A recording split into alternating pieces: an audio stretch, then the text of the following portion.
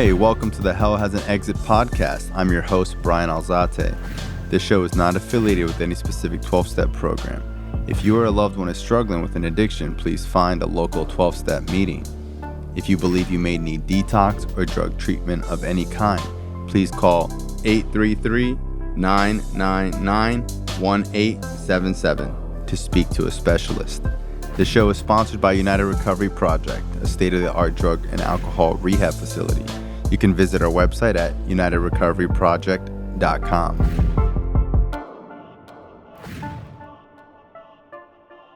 All right, hey, welcome to Hell Has an Exit. I'm your host, Bryan Alzate. Today we have my close friend, Kevin Alter. He's been on the podcast before.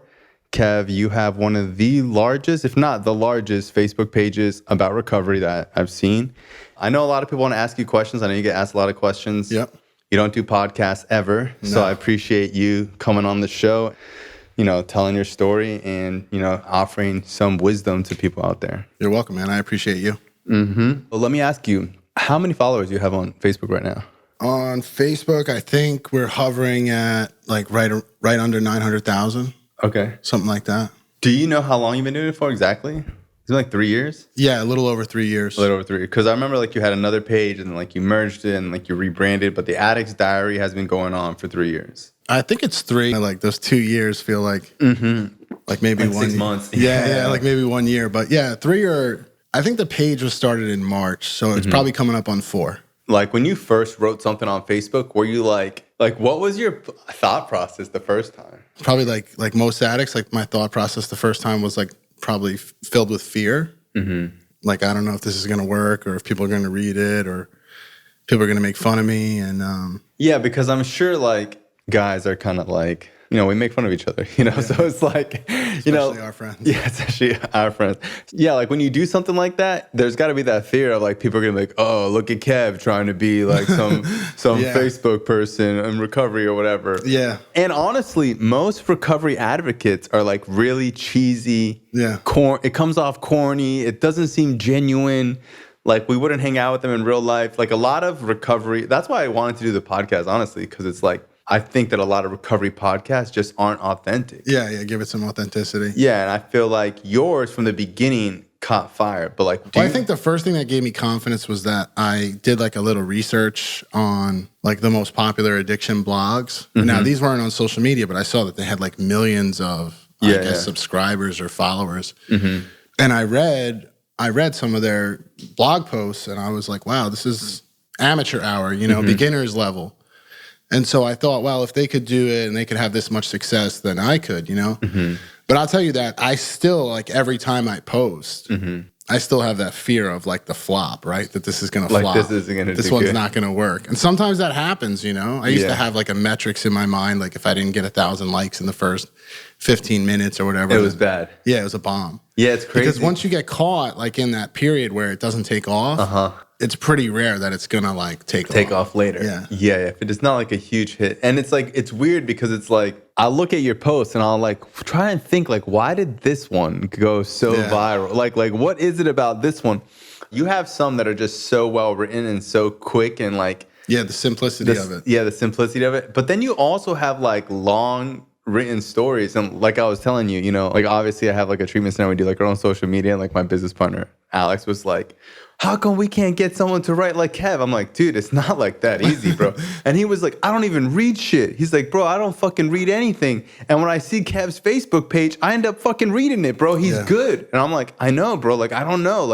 I thought I could write good, but my stuff, it's almost people are oh, that's nice. And they give you a like. It's not people don't rage behind it and share it.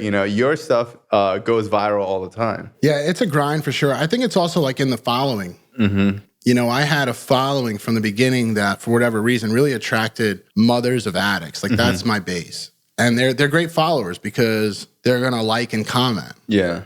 Because they don't give a shit what their friends think. Yeah. They're past that stage of life. Someone who's young and cool is going to be well, I'm not going to share your post, bro. I'll like it or whatever. I'm not going to share it. Yeah, I've got some followers that I could literally say anything. And they're great testimony, Kevin. And I don't know them in real life. Yeah, I was extremely fortunate with the following. The whole thing just kind of worked out. People ask me all the time how to do it. I'm I don't know. I just got on there, clicked post, and then. Well, I do know you personally. I know like you have relentless work ethic. So I would say that like I have met other people that try to do what you do.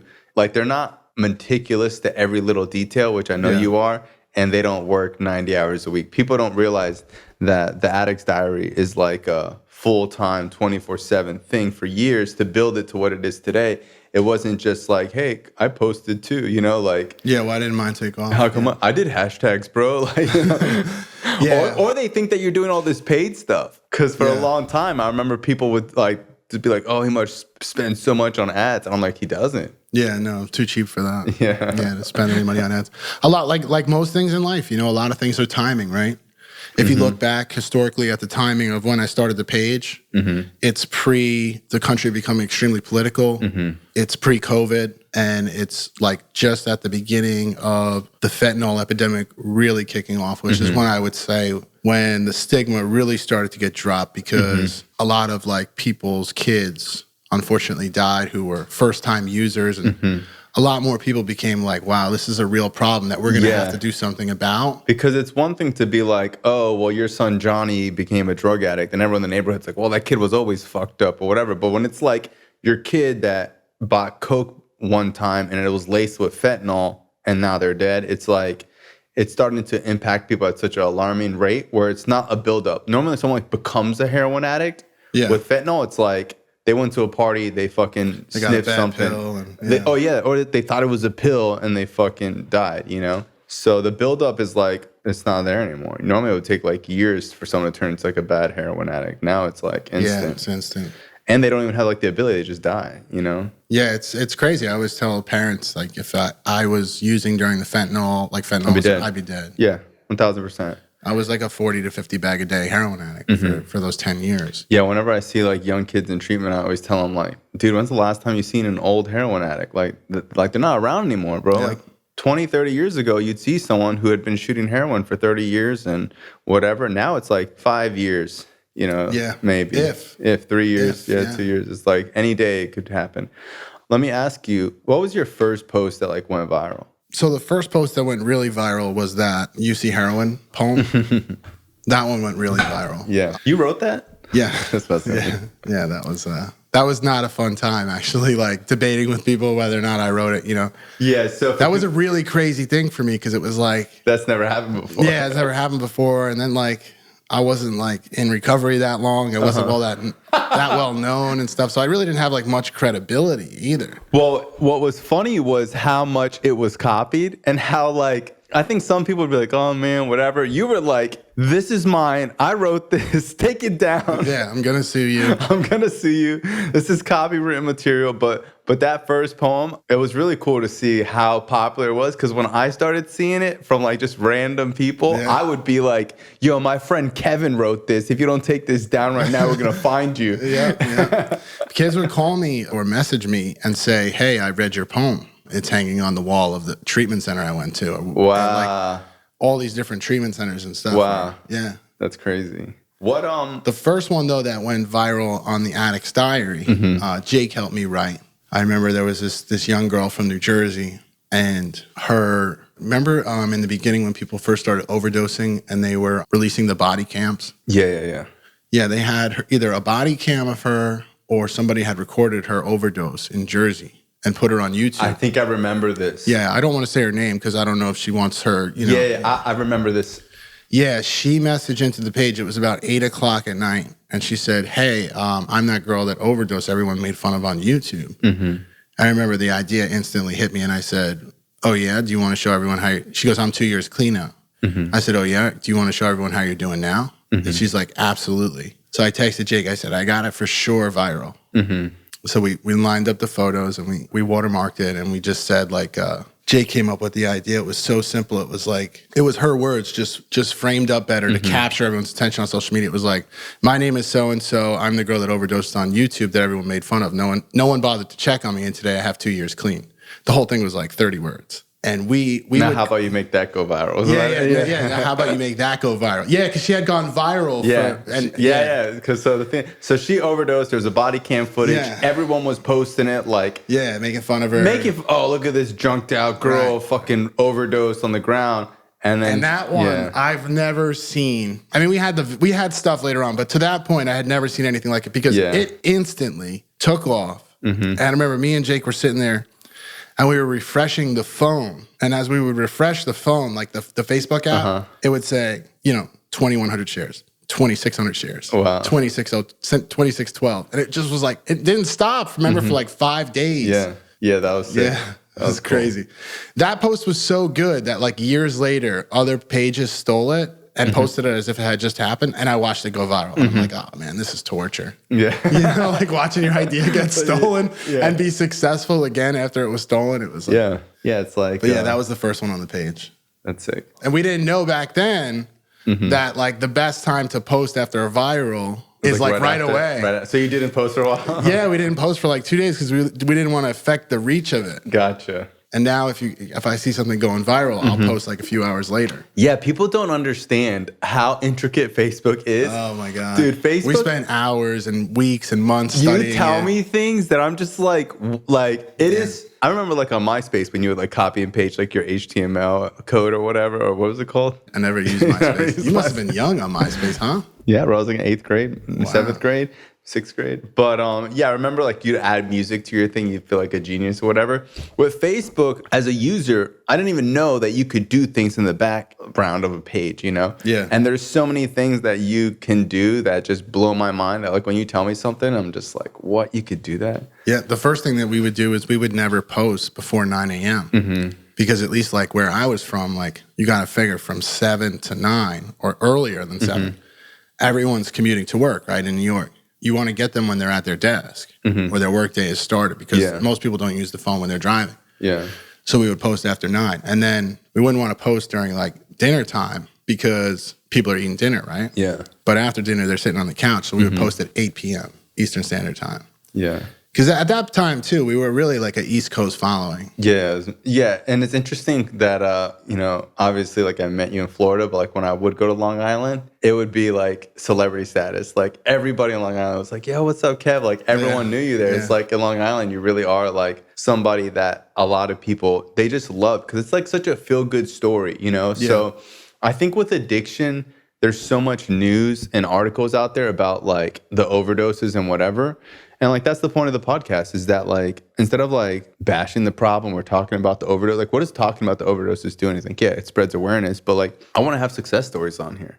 I want to show people that heroin's horrible and it's cut with fentanyl and everyone's dying. But there's a lot of people getting clean at really young age. And I think that particularly like your personality, how young you were, and like your story just reached so many people because you're somebody that when people look at, they see their kids. Yeah. They relate to me, and I kind of became there for a while at least. Like I guess almost like the person that they wanted their son to be like, that had a problem. And it's flattering. It's just I think I was like one of the first people at that time to really say, you know what, this isn't going to like work if I try to do this anonymously. Like I got to be out in the open about this. At that point too, and I would make the same decision today. It's just that was really in hindsight for me. Like because there was many nights when I was clean in that first year, second year. Being that person to those people kept me clean. Yeah, I was like, I can't go get high. Like I'm gonna, these people are gonna be extremely let down tomorrow. Like they have no hope except me, and now I'm gonna go and get high, and then. It really gave me a purpose. We all need a purpose in life. And like when you first get clean, it's really hard to find that purpose, For sure. And I think like for me, like not everyone's going to have, a Facebook page with fans that they don't want to let down. But it's like, for me, like going to meetings was like, I had a commitment there. I did the key tags. I had the chair meetings. So like I had accountability, which is like really so important. And I think as an addict, I always thought accountability as like, being weak or soft or being like someone having to babysit me. I didn't understand like accountability is good. Like when you work out with other people. Healthy. Yeah, dude. It's healthy for the brain, for the spirit. Yeah. You do things in groups and community. Like community overrides anything. It's like I remember when I was I did play football like one year, and dude, there's way. Yeah, believe it or not, I remember that there was this one kid on the team, and he was just horrible. He was like way worse than me, fat, out of shape. And there were some practices where like steam was coming off our helmets and I wanted to quit so bad. You see him doing And it. I'd see him doing it and I'd want to quit. And I'm like, dude, I can't let this kid, like, I can't let him beat me. There was times where like we all wanted to quit, but we didn't want to be the one to quit. And like all together, dude, we would do a practice every day in the summer in Florida. And it's like, if I was by myself, I'd be like, who cares, bro? I'm fucking leaving. You know? Yeah, the team stuff holds you accountable for sure. Mm-hmm.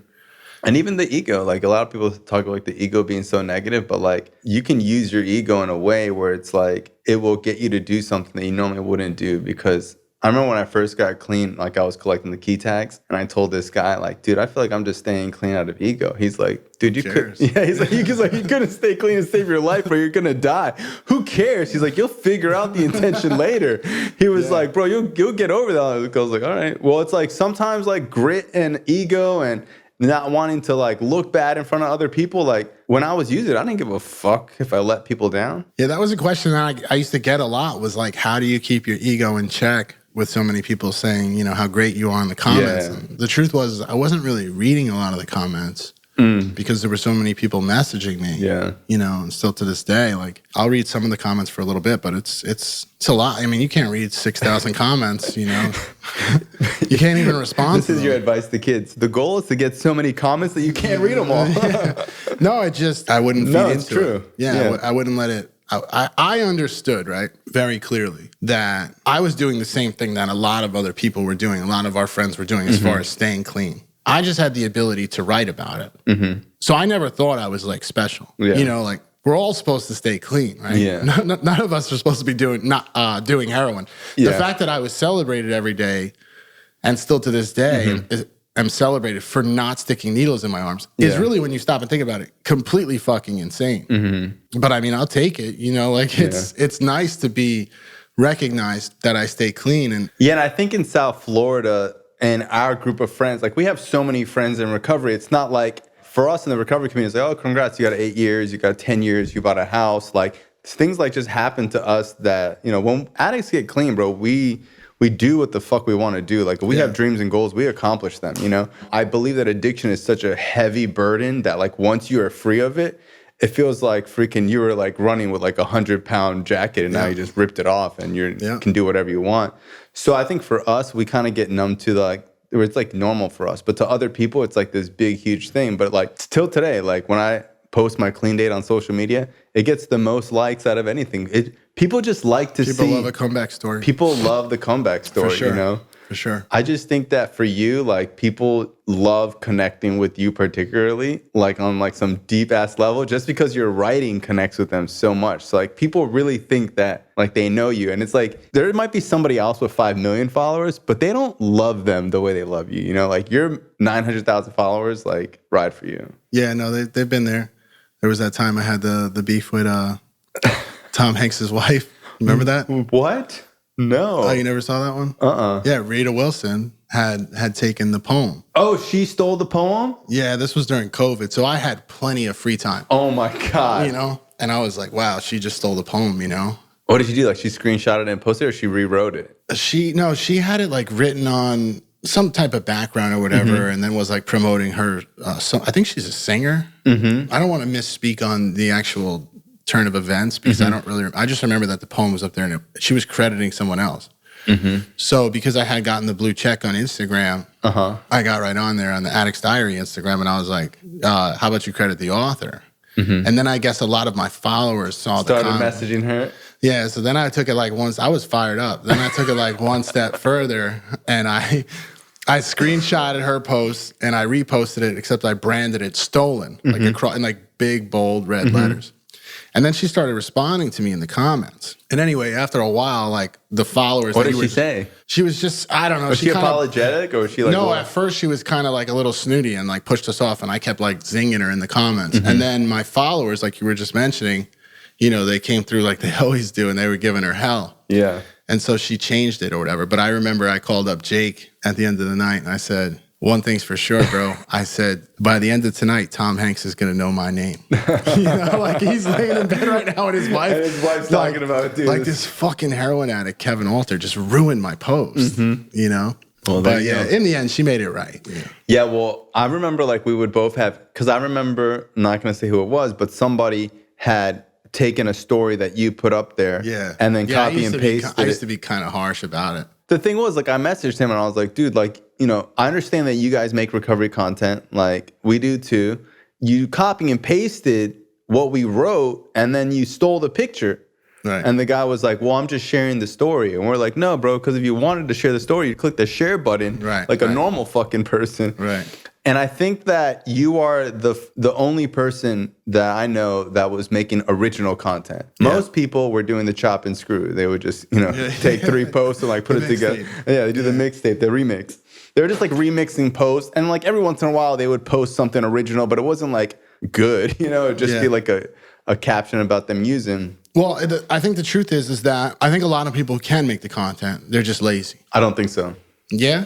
I honestly think that you're that gifted that I don't, because dude, I can make the content. I write stories about my childhood and all sorts of stuff. It's not going viral, bro. I might get 600 likes, maybe. Like my stuff's not going viral. You write it so well that it doesn't matter if you were like. I appreciate that.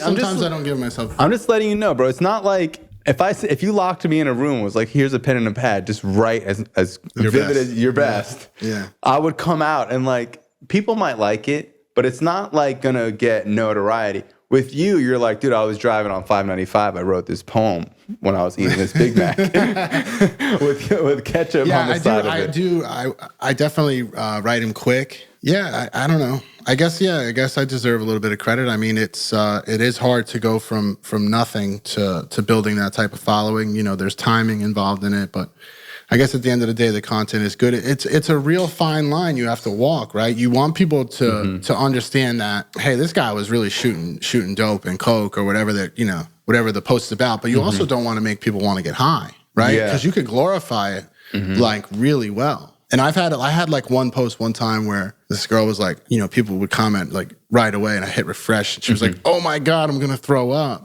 and I had to take the post down because I had just written in a way that it was a really vivid story of using. It just made the drug sound so good. Yeah. So I mean, my key has always been, you know, in my addiction, right? I lost my family. My family, like, you know, had to cut ties with me as I think a lot of families have to, for me to wake up. And so my recovery, one of the most important things has always been like the moments that I've gotten with my family. All right, guys, now a word from our sponsor, BetterHelp.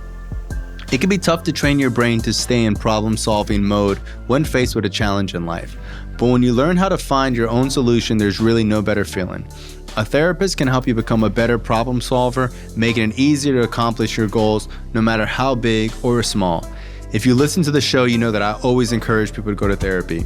A lot of people think that you have to go to therapy only if you're on drugs or suicidal, but the reality is that anybody can go to therapy at any point in time and get a better perspective on their life. Oftentimes, there's no better person than a professional therapist that can help you see the good things in your life. Oftentimes, or friends or family, all these outside people, when they say things that maybe they're saying the same thing a therapist is saying, it just doesn't reach me. And for me, a third party that is unbiased is probably the best person to give me advice. Therapy has changed my life. It's changed my friends' lives around me. And oftentimes you don't need to go forever, but I went to therapy for like 6 or 8 months, once a week. And I truly believe it was one of the most impactful things that I've done since getting clean. If you're thinking about giving therapy a try, BetterHelp is a great option. It's convenient, it's accessible, it's affordable, and entirely online. Get matched with a therapist after filling out a brief survey and switch therapists at any time. When you want to be a better problem solver, therapy can get you there. Visit betterhelp.com/exit today to get 10% off your first month. That's betterhelp.com/exit. Thank you guys. Have a good day.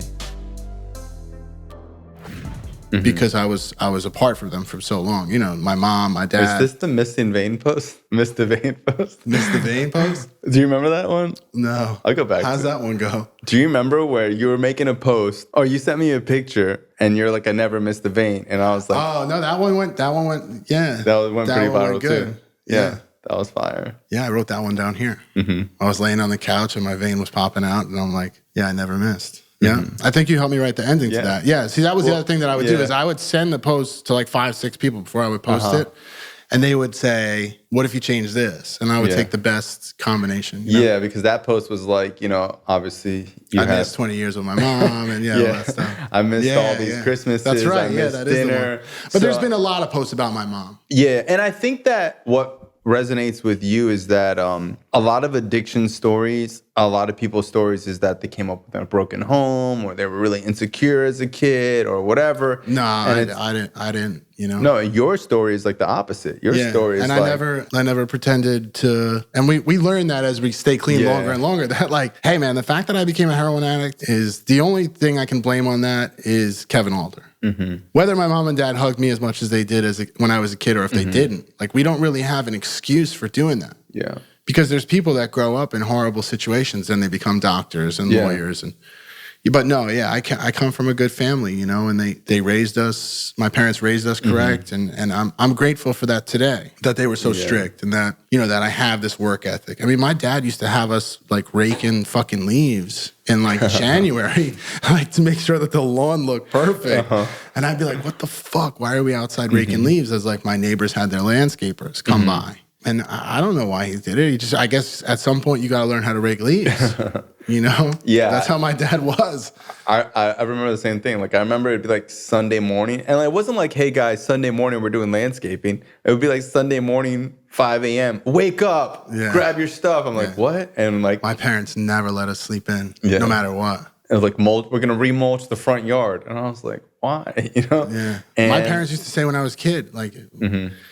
We don't sleep all day around here. Yeah, I remember being like really shamed for napping. Yeah. My parents would be like really strict about that. Yeah, like, my dad hated napping. And they were like, "You're gonna go out and get like the shit done that needs to be done today, and then you can, maybe get a reward later of a rest or something like that." That's just how they were. Yeah, I remember when I was little, my dad was fixing something, and he asked me to go get him a tool or something, and I like went and got him a tool, and then like I was just standing behind him, and I sat down. And he looked at me, he goes, "Get the fuck up." He's like, "The only people who sit down while they're working is the president." And it's like, I wasn't even... I've heard you say that before, that's right. He just wanted me to be standing, you know what I mean? Yeah. I think that you and I both, Yeah, we come from kind of similar families. We come from like stern, strict fathers, loving moms. Loving moms, yeah. But my mom, probably a lot like your mom, like she don't go against what my dad says. Yeah. Like they remain united. Yeah. In everything with me, the good times, the bad times, things like that. But how do you deal with parents like messaging you or like what do you say to them when they're telling you like, "Hey, my kid's at home and he's like using," and they don't want to kick him out or they don't know what to do or they feel like he's been to treatment already? So I mean, every situation's as unique as they might be. A lot of them are the same, and so it depends on the parent, right? Some people are just not going to take your advice. They're going to do things their way. And I can usually get a sense of that early on. And so I've adapted with it the longer I've been doing this. I used to be pretty like stern in my approach and tell them like, "Hey, this is what you got to do." And that rubs people the wrong way sometimes. So, I mean, the first thing, if your kid is home and is using and they're refusing to go to treatment, the next step that I would usually take is give them some kind of like soft ultimatum. Like, "Hey, you got to do something by this day." Like say it's Monday and you and I are talking, you give them a ultimatum date of say Friday. And a lot of times they say, and it's sad because I understand like where they're coming from, right? Like I have a Labrador, I don't have a kid, and he does something wrong, I have a hard time punishing him because I love him so much. Yeah. But they'll say like, I can't kick my son out. And I'll say, well, you're not kicking him out, right? You're giving him the option to go into treatment or choosing the street. My experience is those that elect to not go to treatment and choose the street is what I generally see. I would say about 90%. They're back home asking for help in 72 hours. Most people don't want to live on the street. Using is a whole lot less fun. And a lot of times when they're you're bluffing. Dude, I've had kids tell their parents, "Crazy, I'll kill myself," all these things. And they really use this like fear tactics, like some terrorist type of mentality of like, if you don't do X, Y, and Z, then I'm going to go hurt myself. Right. And, it's hard, but it's like, you have to tell the parents like, dude, we don't encourage that and we don't engage in that. And we're not going to deal with someone who's like threatening to harm themselves in order to get what they want. Because really, you're battling the disease. I truly believe the way I look at addicts is like, deep down inside, there's someone in there who doesn't want to use, and we're going to like focus on that person. That's exactly what I was just going to say. I always tell them that as well, is I feel like everybody, at least some part of them, wants to get clean. If the parent has lost faith in treatment because there's been multiple treatment episodes and no success, imagine how the addict feels. Yeah, dude, that's crazy. You want to talk about like feeling hopeless. I mean, when I went into my 29th rehab, I had, forget about hope. I just had no belief whatsoever that this was going to work. I was convinced that I was going to die with a needle in my arm. And I pretty much welcomed that at that point in my life because people had passed me by. It had been years since I'd seen my family. And I was really disappointed in myself. I really went into that rehab really just because I wanted to get off the street for a little bit. And I'm a big believer in I don't care what motivates you to go to rehab. Because you don't know when it's going to click. So it's like... And how do you expect them to just get clean when they're injecting a substance in them every day that tells them everything's fine? We'll worry about it tomorrow. I always tell people it's like the exact opposite of how it takes to get fucked up. It's like when you started smoking weed, you weren't like, I'm ready to fuck my whole life up. Like you were just taking that first step. Right. And it's like when you get clean, a lot of people are like, I'm not ready to get clean, or they don't feel ready. And it's like, you just have to take that little step, and then you take like one more, and then before you know it, you've been clean for a couple of years. But a lot of times people think that they have to be ready and willing for everything all at once, or they have to have a good attitude. Right. I don't think I had a good attitude till like I had a year clean, you know? Yeah. Like I had a bad attitude, negative, wasn't really sure if I really wanted to be here. And my parents were like, are you done now? And I couldn't, like, I was like, I don't think so. Like, yeah, what does ready feel like? Yeah, it's like, and there's people though. There's people that call me and stuff, and they're ready, you know. But they're ready to go right now. yeah. But I mean, like, do they really think that are they really ready to stay clean for the rest of their life? Because that's what the family wants to know. Exactly. They know they're going to stay clean the 30 days that they're away. But like, is this going to be the time, Kevin? And it's like it's really up to them. Like the truth is that everybody that goes to treatment has what, a 50% shot of getting clean. Yeah, I posted something the other day. It's like, you know, a lot of times we like bash addicts because, oh, well, they're not serious or whatever. There's always a part of them that is serious. There's just like that other part of you that's not. And it's like when you're on a diet and you're like, I'm going to really eat really clean. And then you go to a restaurant, that bread basket comes around. Yeah. You know, it's like, were you lying or did you just give in to temptation at that moment? You know, and that's with bread. We're talking about fucking heroin. You know what I mean? So it's like. I also feel like after you get clean, you realize. Like, especially like after a couple of years, you realize like really what kind of like tunnel vision and a fog you were in, not only in active addiction, but sometimes in early recovery. Yeah. Like we're really not playing with a full deck, like in comparison. Oh yeah. My first year, I mean, I was still lighting cigarettes backwards. Like I literally, I swear to God, bro. I remember like, but just even more so like the choice, like, I mean, how many people do we know that had a kid with someone that they met in early recovery and they're not together anymore? Oh yeah. And they're on social media every day and they're bashing that person. It's like they weren't clean long enough to really make the decision of who to partner with in life. And I look back on my life and it's like, how did I live in a train station? How did I let that? How was that okay? You know, how did I accept that? And how did I make that same mistake over and over? Why did it take me so long to grasp what I had to do to get clean? Yeah. And it's really like, you're just not really playing with a full deck there. And I'm so grateful that the therapist was able to break through to me in treatment and give me that clarity into my root issues. And I was very fortunate to find kind of my modality of therapy, I guess, with the writing and continue that into, you know, even still today. Yeah, and as much as, you know, you might not see it, it's like writing has really been like your creative outlet. Like, it's blown up to this thing. It could have just been you writing and, you know, people liking it, you know, like for me, writing's been like therapeutic for me. It feels good to write something and like, you know, even 100 people like it or 50 people like it, you know what I mean? When you get clean, you're going to struggle with people, places, and things. You're going to struggle with your family not believing in you. You're going to struggle with finances and keeping a job. You're going to struggle with love and intimacy. And you're going to struggle with like body image stuff. You know, with guys, it's usually like working out. With girls, it's like whether they're losing weight or whatever, you know? And it's like the one thing that I think that we forget is to have fun. Like get a hobby. Dude, I have like guys I sponsor and they're like miserable or frustrated. I'm like, bro, when's the last time you fucking did something? Like sometimes I think we forget that we're clean. Right. Like we still, like when you're using, it's like dope dealer at home. You know, it's like when you're using, you're not like, oh, I got my drugs. Should we go to the beach today? You know, like you can't even think about that. And I think my first year clean, I didn't even know that like going somewhere is an option, or like taking a fucking class, or like. That's why I tell people when I speak at a rehab is like, what's your plan when you leave here? Well, I'm going to go to meetings.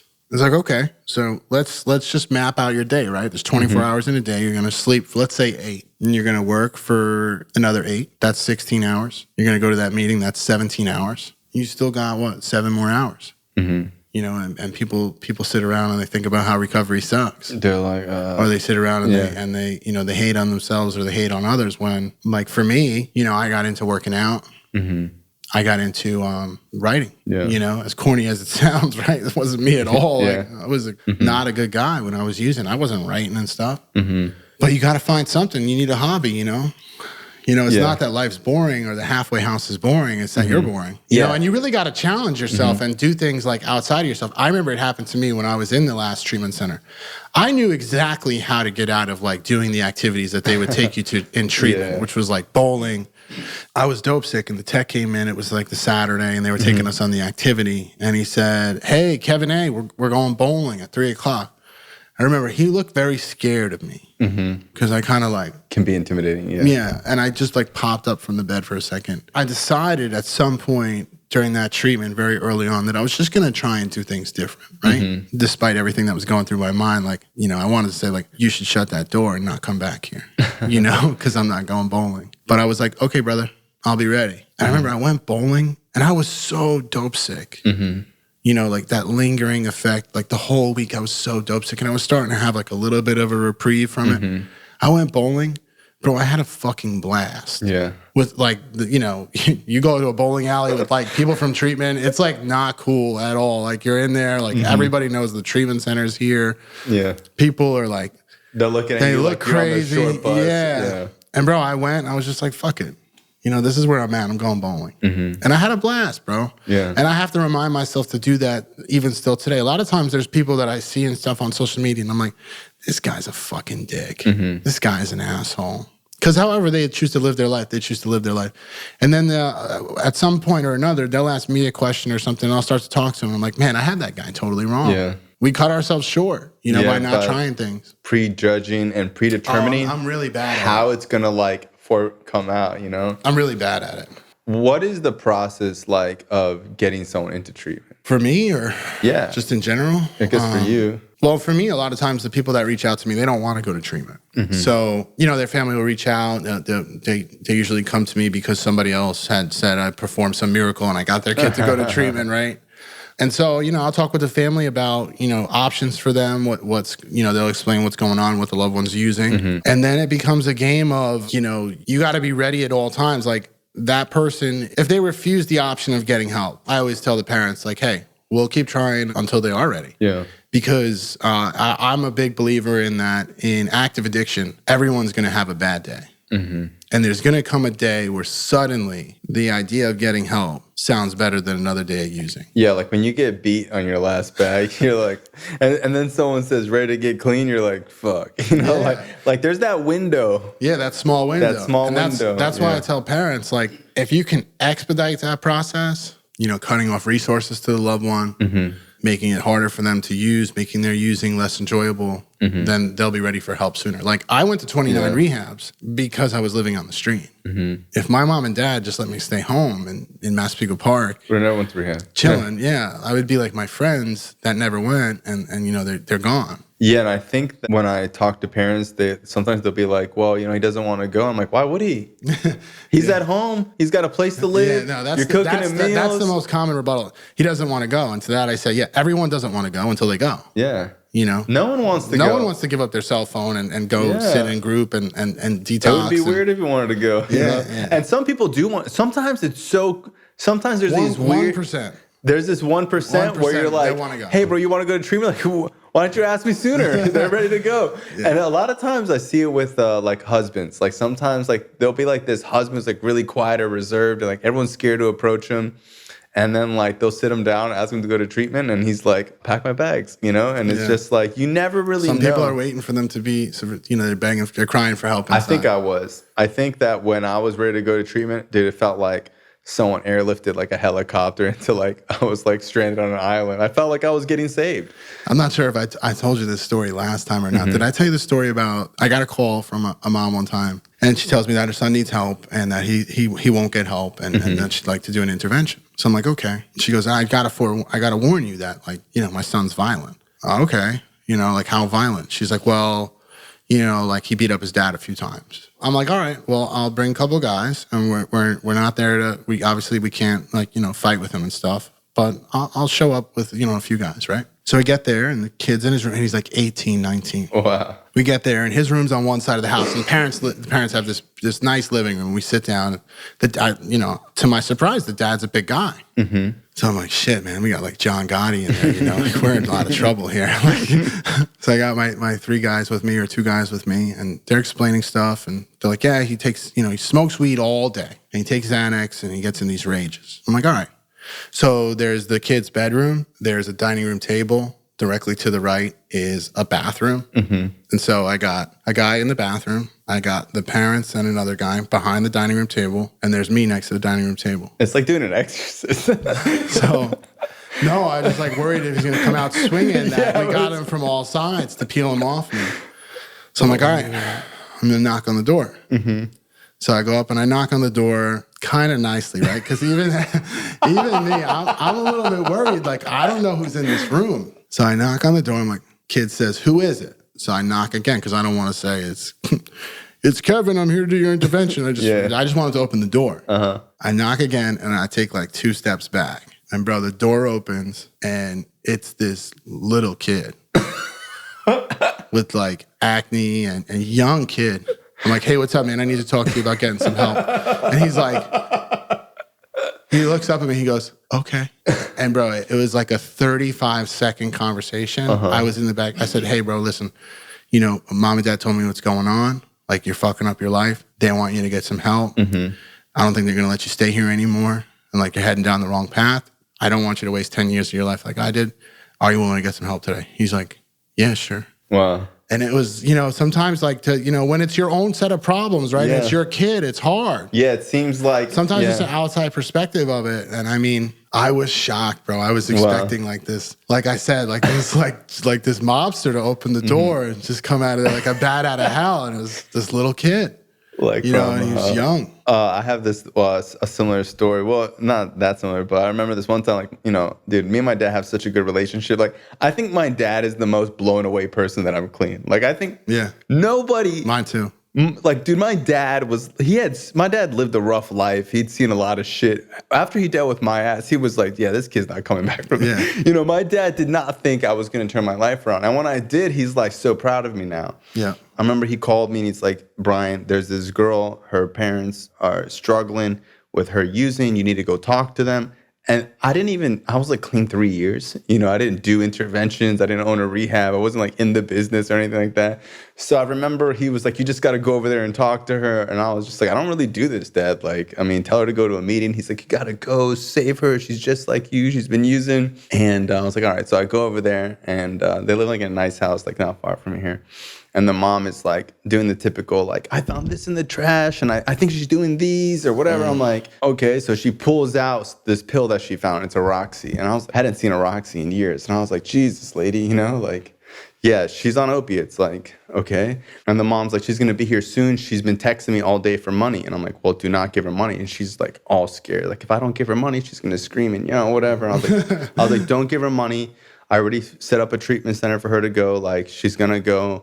And if not, we're going to tell her that she can't stay here. And she's like, we're going to kick her out? I'm like, yeah, I'll be fine. And she's like, I don't know if I could do this. I'm like, it's fine. So the girl shows up. Dude, she's like, fuck you. Who are you? You're over here brainwashing my mom. Da-da-da-da. No. And I was like, look, like, you know, we know you're using. She's like, I'm not on drugs. You're fucking crazy. It was the first time someone like really, because like in recovery, that we don't deal with that. It's like people who go to meetings are ready to get clean. Like I'm not trying to convince somebody to get clean. never even experienced this. It sucks. A part of me was like, it's not fun. I'm not doing this for like any benefit of myself. Like, I'm just trying to help your family. And I remember the mom was like, what if I just gave her like $10? I'm like, don't give her anything, you know? Because this girl was really trying to say that she needed money for like to go to the mall for something for school. And I was like, don't give her any money. So the girl ends up leaving. I tell the mom, like, call me if anything happens. She's like, what are we going to do? And I'm like, she's going to call and she's going to come back. And in my mind, I'm like, I hope, you know, like, I don't really know what's going to happen, but I know that you don't want to give her money. I'll never forget. The mom called me 2 hours later and was like, can you come back? I'm like, what's up? She came back home. She's ready to go to treatment. Welcome to the Genesis House powered by the United Recovery Project. Located in sunny South Florida, we offer drug and alcohol addiction treatment as well as a major focus on dual diagnosis. Our addiction therapy programs include behavioral therapy, 12-step facilitation, psychotherapy, life skills training, and more. At our facility, you can expect a low client-to-staff ratio, daily group therapy, weekly one-on-one therapy sessions, and luxury amenities such as volleyball, basketball, pool, chiropractor, personal trainer, yoga, massage therapy, and more. Contact the United Recovery Project today and let's create a better tomorrow. Yeah, it's not rocket science. Yeah, and she, It's really not. I remember she goes, I was like, what happened? She's like, let me step away. So she steps away and she's like, I guess she shit her pants. I was like, Whoa. I was like, what? That's why she was ready? That's why she was dope sick. Or she was super dope sick, Gotcha. you know? So I remember being like, wow, that's crazy. That'll do it. That'll do it, you know? Sometimes it's like people underestimate how quick someone could go from like, fuck you, I don't want to be here, to like, Willing. all right, well, like whatever. Yeah. And a lot of times it's just bluffing, you know? I know for me, like when I was using, I would like scream and yell.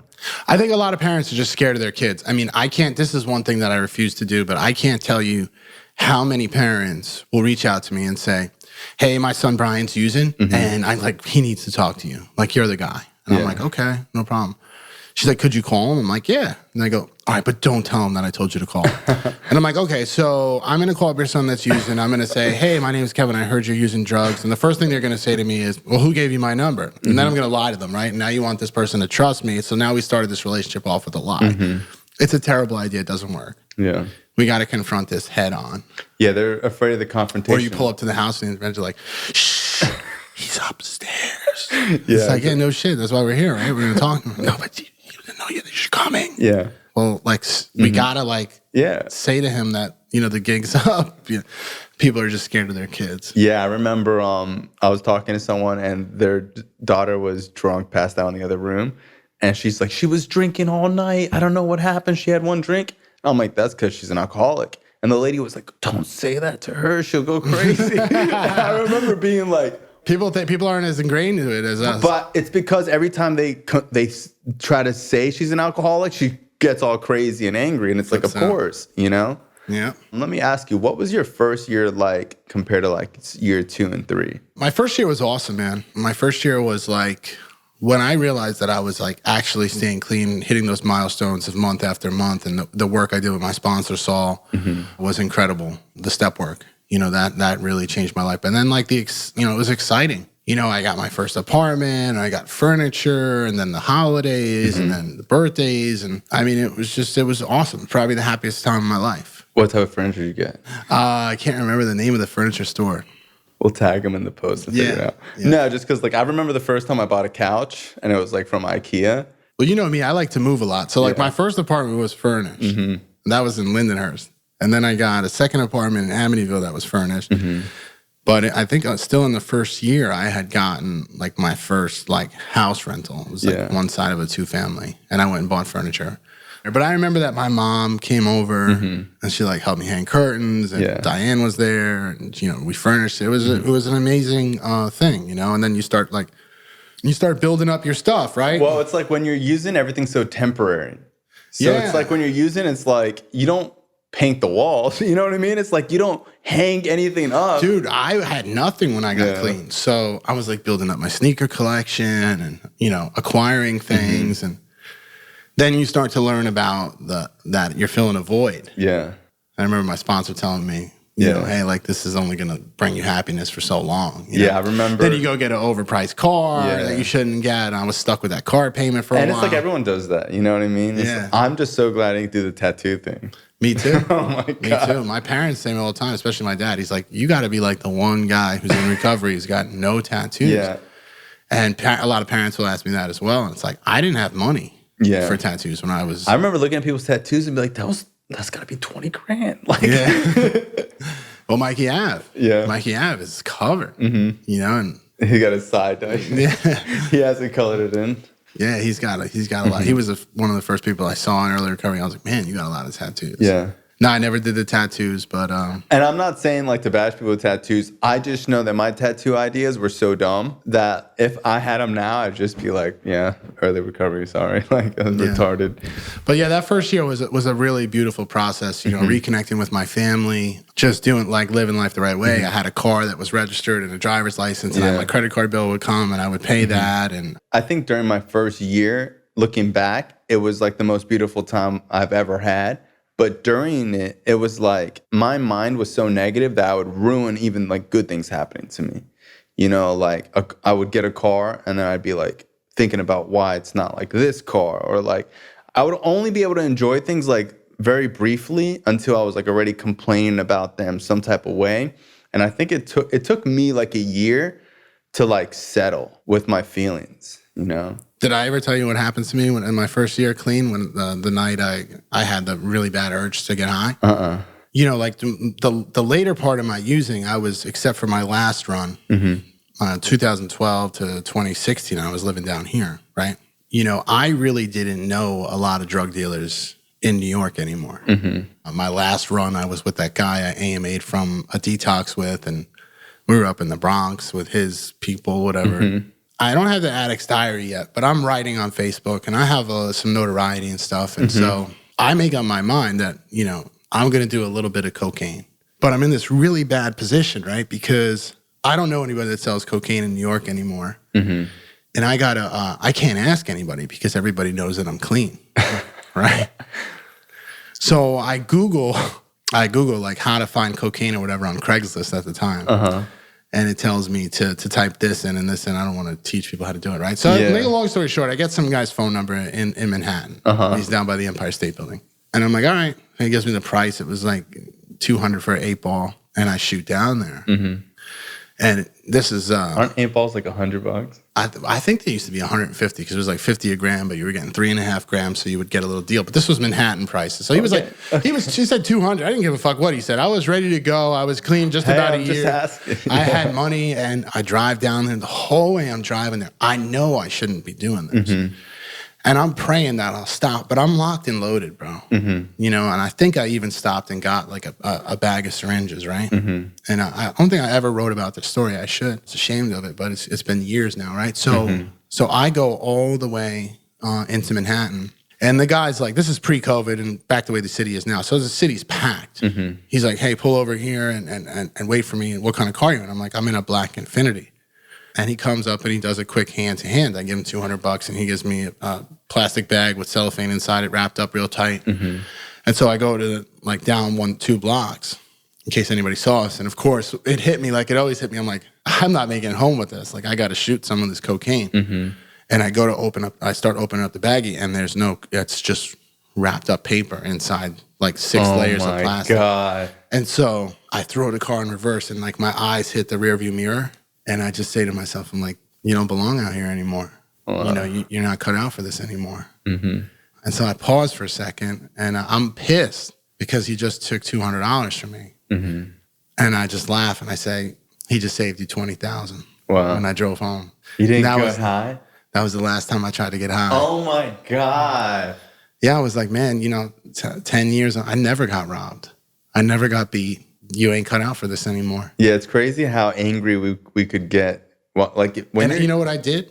I did something very smart on the way home. I got something to eat, and I went home. I watched TV, and I fell asleep. Because, bro, for me, if I'm not like taking care of myself, eating enough, sleeping enough, drinking enough water, whatever, exercising, I started to get real negative. I mean, my first year was I was just trying to stay away from drugs any way I could. Yeah. But that was the last time I tried. That's crazy. I never told you a story. Yeah, so it's crazy because like even with working out, like I didn't work out. Yeah, I wanted to like look better, but like working out made me not depressed. Like if I didn't work out one day, I'd be like, why do I feel like shit? And then I start eating like shit. And it's like working out, science. like it's the endorphins, the sunlight, being outside, like just doing some simple things. And it's like in treatment, they try to get you to take like all sorts of meds. And like for me, like I just didn't want to take meds. Looking back, I think I should have took sleep meds because I couldn't sleep for like a year and a half. I think working out was one of the no one was trying to give me meds because I didn't have insurance. They're like, you can't see the doctor, bud. Here's the vitamin B12. Yeah, take a hike. Yeah, it's crazy. I never knew that story. Yeah, it's interesting how like when we were using, like if someone were to like try to rob you of like a couple $100, it would be like the end of the world. But like I would rob my mom or my parents or like do all sorts of fucked up shit and not even think twice about it. Well, bro, I had that moment the next morning. Like I'm sure you've had at times where you thought about getting high, where I woke up and I was so grateful I didn't get high. Yeah. Because countless other times, including 29 rehabs, I had that moment where you wake up the next day and it's like, oh, fuck, what did you do, right? And so you wake up the night after you relapse and it's like, what did I do? And what's the next thing that you do? Well, I know how to forget about this. Use more. Let me go get high. Yeah, I think that's like one of the main tricks to staying clean is that if you just go to sleep when you feel like using, somehow, some way, hit that pillow clean. When you wake up, the feeling will be gone. You'll not feel like using. And you'll almost feel like, who was that person yesterday trying to fuck this all up? I'm a fucking idiot. And then when good things start happening that week, you'll start to think like, wow, none of this would have happened. Yeah. It's always like when I felt like using, I would stay clean, and the next day, like, somebody would be like, hey, you're doing really well or whatever. And I'm like, wow. I made a commitment to myself after that I was going to stay clean at least a year. I read something about, how, and had heard many times. How like fucked up thinking. And it's really honestly probably more like 2 years. But after a year, I was thinking a lot clearer. And then after 2 years, you're like, wow, I'm thinking totally. Yeah, I remember when I went to treatment, the doctor was like, you're really young. You'll bounce back quick. Your serotonin levels are going to be low. I think after a year, you should be okay. And I was like, a year? But I remember like the doctor. Yeah, you really mess up your development. I remember the doctor telling me like, dude, you're not going to produce serotonin. You're not going to have dopamine. Your endorphins are going to be extremely low. Were you ever in like a room the first year clean and everyone was laughing at something and I would sit there like stone faced? Yeah, you're not there. You don't have it. No, and not only is it not funny, like you're watching life. Yeah. Like you don't even feel. Yeah, you feel like you're on the Truman Show. And like, dude, to me, I was in high school. Bro, I remember being in high school and just looking around like, this can't be real. I had nothing in common with these people, And I remember being in high school and I would stare at the door, like this thought of like my friends from recovery would like knock on the door and like take me out of school, because I just wanted, like I hated being in school. When I hung out with other kids my age, it just made me feel so apparent of how much I fucked my life up. Recovery around other people who also fucked their life up, like lets you kind of feel like it's going to be okay. Yeah. For sure. And I think like being like the fuck up of the family, you just feel so outcasted. Especially when you come from families like ours. Like the people in the rooms were so much more understanding of like. Or families like devastated. They're like, I couldn't tell my family nothing about what was going on with me. And I couldn't even be mad at them because it's like, they didn't raise me like that. Dude, my mom didn't raise me to fucking smoke crack and like rob dealers and like get in car chases and like at such a young, like, bro, I had a good family. Yeah. So it's like, I couldn't even tell them what was going on with me because I knew that they wouldn't understand. And two, like, what could they really do? What are some of your favorite success stories? Well, some of them I can't talk about. There's one guy who... I'm super proud of him. Like he's been clean now probably 4 years. He went back to school, got like a finance degree, has a really good job, got married, just had a son. And I think I know who it is. Yeah. Like he's probably my all-time favorite because of the bond that I built with him and his family. I got a couple people like across the country. There's this guy, Sam, out in Minnesota. He's just probably like one of the most grateful people I've ever helped, where he checks in with me 3-4 times a year. And I swear to God, when I talk to this kid, you would think that like he put me in treatment because he's so far involved in like AA and spirituality. And he's just like the man, his mom is a sweetheart and love him. Of course, we got Big Kevin, love watching him, go. I have a lot of people, but As of late, like one of the most impressive ones would have to be Nathan B. Just to see him like escape the throes of addiction, living homelessly in South Florida to getting clean, and it's a complete miracle. He just like listened. Finally I was able to get through to him. And what was awesome about him was like he listened, but he did the work himself. Like sometimes a lot of people will really latch onto me, and that's cool. But there's only so much I have to give, like as you stay clean longer, like your life gets busier. When I helped the first guy that we were talking about, like I had the time to hang out with him every day for a while, and like by the time Nate was getting clean, like I had like the time to take calls and stuff from him and see him maybe once a week. But I mean, I'm just super proud of the kid. Like he's amazing. I can't wait to see what's in store for him next. Like he's just done things that I give him credit. Like he's got balls. Like he went down to the union hall. He got an application. He's now an iron worker. And he gets up, he goes to work every day. He's got a second job at night. He's got a nice girl, and he's obviously very into the gym. And I'm just like I'm so proud of everything that he's done for himself. I don't take credit for him. He's really changed his life. And there was a time like 6 months prior where his mom called, and he had a bad overdose. Somebody had found him. She must have got word that he passed. And she called me and said, he's gone. I'll never forget it. I sat down on my stairs. I didn't know what to do. I didn't even know what to say to her. And we eventually hung up, and I called Jake and I said, Nate's gone, bro. We didn't even know it was just sad. And then somehow, like 2 hours later, his mom calls like, he's not dead. Oh my God. He's actually not dead. And I was like, Tanya, what the fuck? Like, is he dead or not? You're fucking killing us here. Wow. Shortly after that, yeah, he got clean. But he was bad. And then forever, he was you're like, bad, dude, we thought you were dead. Yeah, he was. I don't even know if he really understands it. Like he was bad, man. There's. I'm probably forgetting. I don't want to offend somebody right now that I'm forgetting. Just those are the ones. It's not easy talking on camera into a microphone, but those are definitely some of my favorites for sure. Yeah. And I think that my biggest thing is that sometimes when you meet with the family, they haven't seen 1,000 people get clean. So to them, they really don't know if it's possible. Yeah. I'll get calls from a mom being like, I don't know, Johnny's pretty bad. Yeah. And it's like, what's he doing? I think he's doing Xanax and smoking weed every day, but you don't understand. Like he's just off the, and it's like the family really thinks that there's no way their kid can get clean and doesn't think that there's any way that they're going to stop their lifestyle.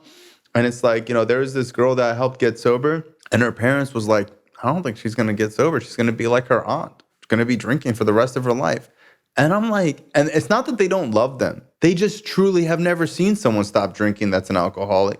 And then I remember the mom was like, even if she did stop drinking, she's never going to stop working at a bar. She doesn't have any other skills. And it's like, dude, it's the 21st century. Like, how are people still really believing that, like, someone can't stop drinking?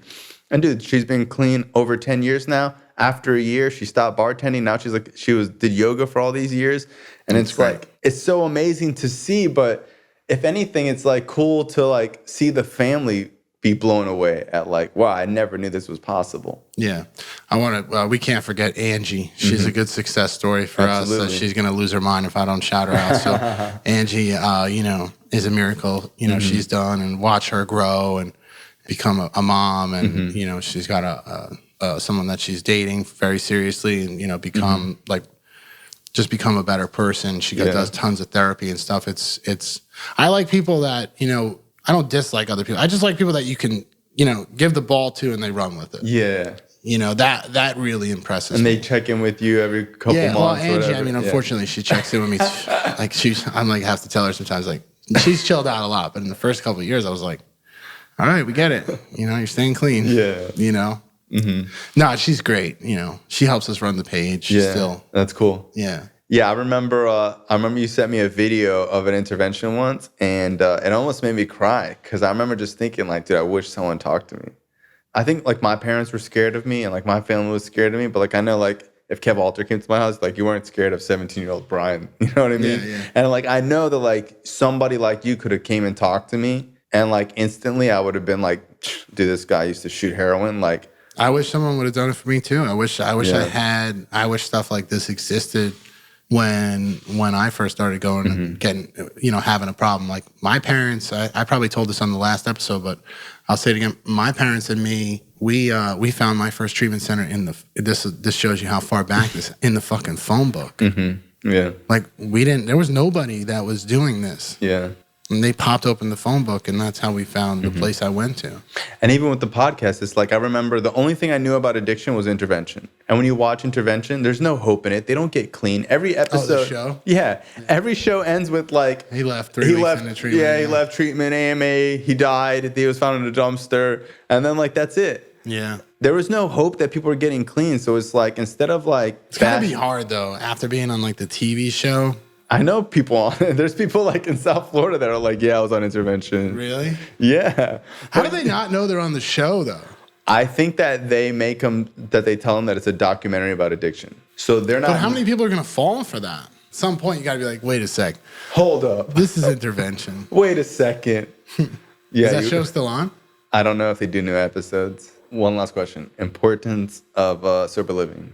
I think for the right person, it's extremely important because you have to follow the rules of sober living, right? Or you're homeless. And that's a great motivator for people to go to meetings, get a sponsor, do the work. I also feel that as addicts and alcoholics, a lot of us are chameleons. And, we'll kind of do what everyone else is doing to blend in. And like you said, that whole team, being part of a team. It starts to benefit you. If you go back home, a lot of people, they can't handle it, I think it's good for if the house is kept to a certain standard, there's rules that are being enforced. It can't be a free for all. Yeah. And like curfew alone kills most of the problems. Right. The fact that you have a curfew, nothing good goes on after 10. Yeah, so it's like the curfew, the camaraderie, just not being alone, because it's like, dude, there's times where I was alone and my parents were in the other room or in the kitchen, and like I couldn't tell them I was going through it. But like in a sober living, you don't even have to say it. People just see it on your face, and they're just like, yo, let's go to the beach, or let's go to a meeting, or you just feel like it's not that bad because it's like, bro, this dude's next to me too. He just got to call that fucking, his wife's divorcing him. His wife's divorcing him, So it's like, it keeps you grateful, There's nothing. It really makes you, what it did for me was, I've lived in so many sober livings. What it really did for me was appreciate having my own place. Yeah. There's nothing like, the food you bought yesterday still being in the fridge after living in sober livings for 10 years where, you buy milk, you come in the morning and it's like a spit loaf. That was... Yeah. Or all your body wash has been used by the 6 guys in the house. Someone put their finger in your peanut butter. Yeah. Yeah, there's it's a stepping stone though. It's not a lifestyle. None of this is a lifestyle. Sure. I see people turn it into a lifestyle, going to treatment, going to sober living, getting high, going to treatment, going to sober living. It's not a lifestyle. If there's something that you're missing, you need to change it, you need to fix it, otherwise. Yeah, and the thing is, like, you shouldn't be super comfortable in a sober living, because you should be thinking about, hey, look, saving I need money, saving money. I need to get out of here, Well, hey, I want to appreciate you for coming on the show. I love you very much. Love you too, bro. I know you're busy, so thank you. Thank you, brother. This show is not affiliated with any specific 12-step program. If you or a loved one is struggling with an addiction, please find a local 12-step meeting. If you believe you may need detox or drug treatment of any kind, please call 833-999-1877 to speak to a specialist. The show is sponsored by United Recovery Project, a state-of-the-art drug and alcohol rehab facility. You can visit our website at unitedrecoveryproject.com.